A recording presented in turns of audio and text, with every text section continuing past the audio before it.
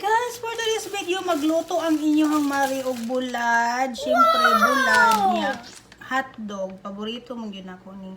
Mahilig po kumuka ang hotdog guys. So, mas labaw yun ako ng paborito. So, kaning shout out di ay sa akong sister-in-law and brother-in-law na si Ate Marlene Higyangko o si Michael. Salamat sa daghang bulad. O, klase-klase lang siya na bulad guys. So napay dilis. So, napoy salmonitis. So, dari ako sa unsa ni nga bulad ni naraong isda sa bato man ata ni ambot unsang klase na bulad. So, magluto na ta guys. Sige, gutom na ninyong mare. So, syempre guys, ito ano siyang palitan. Palitan na ito eh. Nalisag po na kaula na ito ang silupin ng kapil. Kuha na gitin siya guys. So, minano ko gatdo guys. Kasi ani ka, dili na kayo sa ganahang kaong. So, ato na siyang samad-samaran. Murag kasing-kasing ba nga bulagan ng kuyab. So, masamad-samaran. Kasing-kasing. Sinalap, nalagyan nag-ayo. And then, duha ka bulan. Tingnan ko lang ito. So, wala kayo diet guys. So, syempre, ato hugasan. Okay. Diba ko yung kaon tagling ko guys, no? Hugasan na ito. Ang bulan. Hugasan na ito ang bulan.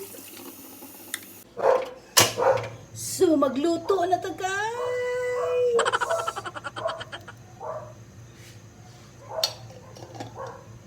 Siyempre guys, initon dyan na itong mantika, no? Kaya para dili mo pilit.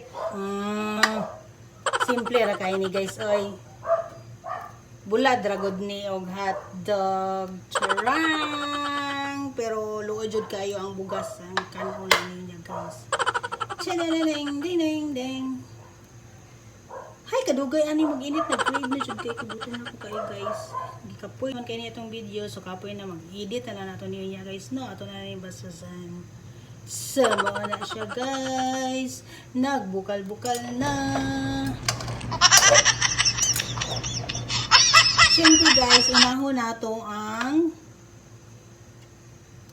hotdog. Ginahinayang lang po natin eh kayo. Ano siya. Lisod na kain ni para sa kuwang luto agay. Charot. Mara din na kuwang kaya maluto guys. Ang mga kuandara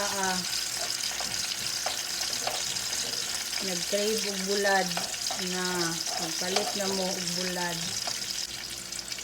So, syempre guys, kanaluto naman ang atong hotdog. Ato na pang isunod ang bulad, guys. Wow! Tcharam! Woo!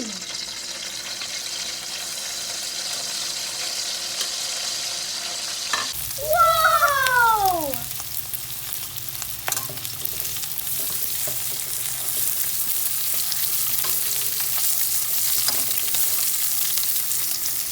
So, guys, kanaluto naman na, guys. So, ato nang tanggalon. Tcharam! Sus, kalami dyan ani, guys. So, duha raman mi ni Ate Nika guys. So, mga onami guys. Thank you for watching. Bye-bye.